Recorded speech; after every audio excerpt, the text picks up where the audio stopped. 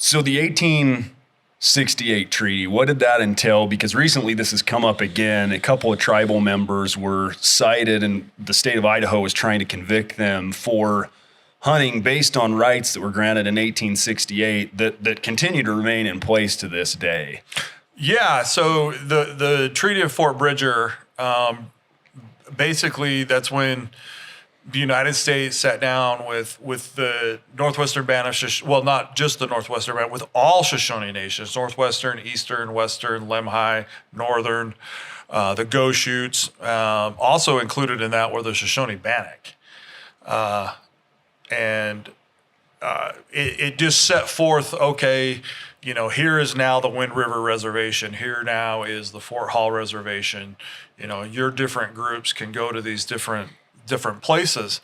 One of Chief Washakie was the signer of all Shoshone tribes. I mean, he was just kind of elected through different leadership to be like, okay, you can be the guy that signs and understands this sort of thing for us. And he was based in Wind Rivers. Yes, he was a Wind River, Eastern Shoshone. And because he knew he was going to be placed there, he said, well, we're hunter-gatherers, and we've always crossed this mountain range to come over here, and hunt deer and fish. And so the United States said, okay, you can have off-reservation, you can continue to have off-reservation hunting rights, so long as there's game upon the land, so long as there's peace between the whites and it's basically unoccupied federal land. You don't lose the right to hunt just because we sent you to our reservation. And so for us, we never got that reservation. Nope, we're still waiting to this day. And we have a lot of hunters. Hunter is one of our best hunters, and going out and doing these sorts of things. But he's limited with the territory you can go because we are afraid in certain instances to get arrested. We've had several people in Idaho that were, over the years, cited and then went to court, and the judge always, well, yeah, you guys have this treaty, this and that. I don't know what changed, but they they got tired of it and convicted two of our people, wanted to charge them with a felony. And so we had to protect our people. They being the Idaho Fish and Game. Yes, Idaho Fish and Game.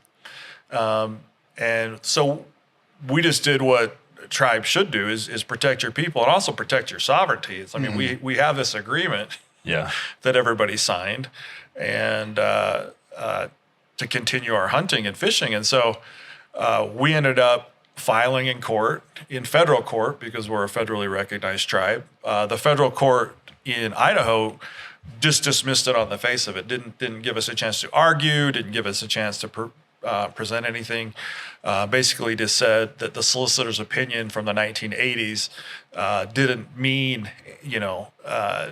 anything anymore because it was too long ago.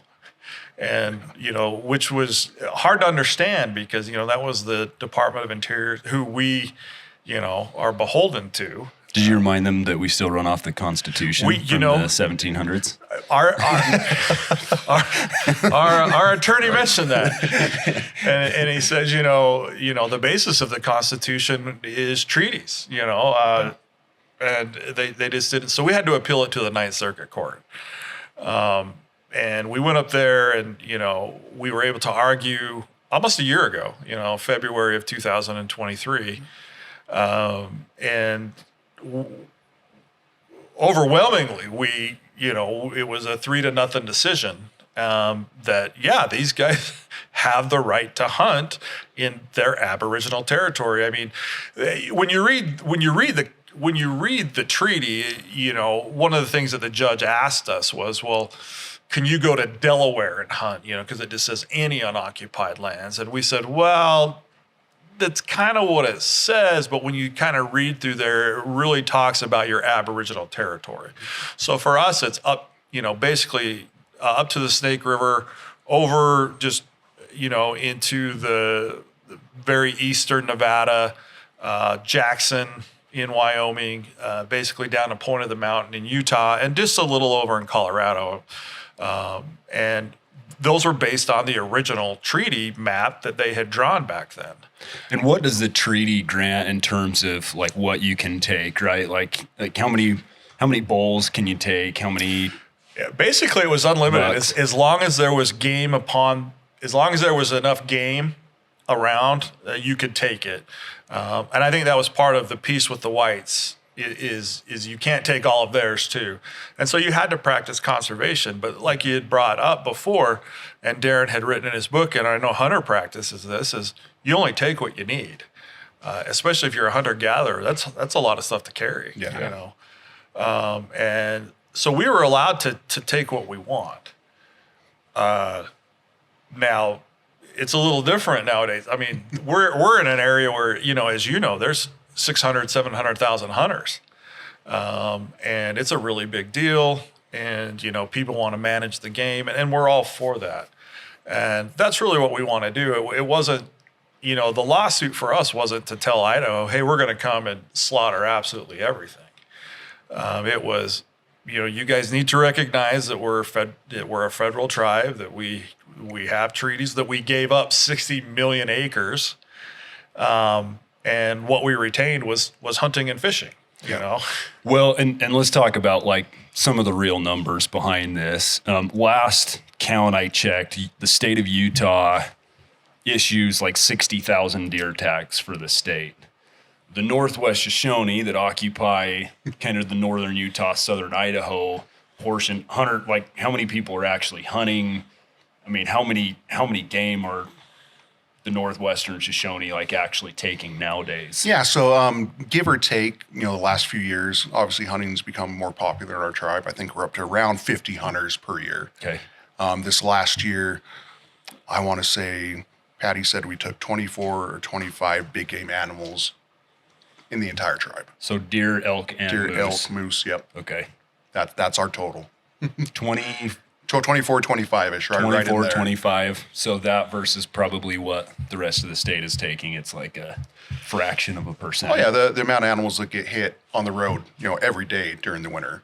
You know, that's we're nothing. Like no one needs to worry about us. You know, we practice that. You know, a big thing with Idaho, they're wondering, you know, can we take one in Utah, one in Idaho? No, you get one bull tag to take in our area, or one buck tag to take in our area, and that's it. You're done for the year. And if you have excess, we ask that you donate it to the tribal freezers, because we do have elders and families that don't have that ability. So yeah, that's awesome. Yeah, hunters called on a lot to hunt for some of our incapacitated hunters who are older or have some sort of a disability. They have the opportunity to say, hey, I need someone to hunt for me. And there's 3 or 4 that do that. Hunter's one. And goes out and gets it. And really, you know, as Hunter said, you know, it's one for our entire Aboriginal territory. We issue the big game tag.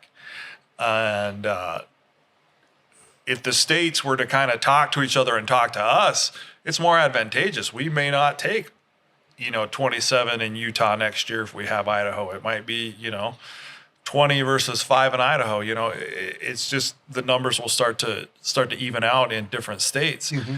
You know, with Utah, they had at least had the foresight when we were going through these cases in Idaho. At first, they thought they were really going to take advantage of, oh, you guys got told you can't hunt here by a federal judge. Maybe we can't have you hunt here in Utah anymore.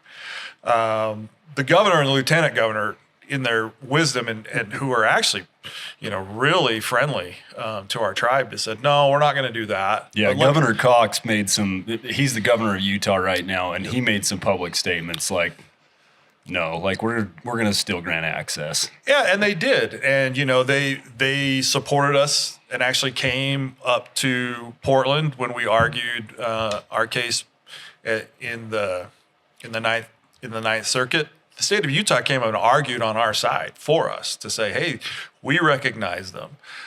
You know, one thing that they asked of us is if we could just communicate with them and work on, you know, conservation, you know. Now that they understand that we took, like Hunter said, 25 big game animals, you know, it was more of, oh, there's nothing really for us to oversee. Yeah. And as far as like fishing and small game, you know, we just told the state of Utah, we're like, hey, you know, it's really hard to manage each one of these things. If you would just issue us a state tag for small game and fishing, or a combo tag like that, we'll hunt under state rules. We'll follow your proclamation, because that's not a big thing.